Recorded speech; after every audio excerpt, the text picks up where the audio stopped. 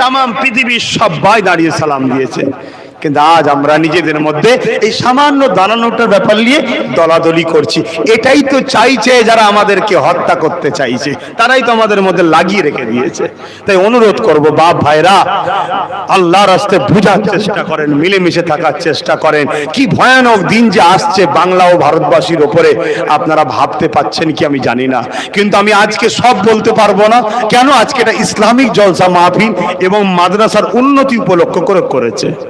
বলা হারাম বলছি না, কিন্তু এর মূল উদ্দেশ্য কিন্তু আজকে নামাজ, রোজা, হজ, যাকাত, দান, খায়রাত, নবীর প্রেমের বিষয়টা বেশি করে আলোচনা, কথা বুঝলেন? তাই আমি আজকে ওই বিষয়ে বেশি কিছু বলতে পারছি না। কিন্তু কোনোদিন যদি এই মুর্শিদাবাদে আমি জনসভার ডাক দিই মানুষকে বাঁচাবার স্বার্থে, সেদিন একটু সময় বার করে যাওয়া যাবে তো? যদি বহরমপুর টাউনেই ডাকি, যাওয়া যাবে তো? বহরম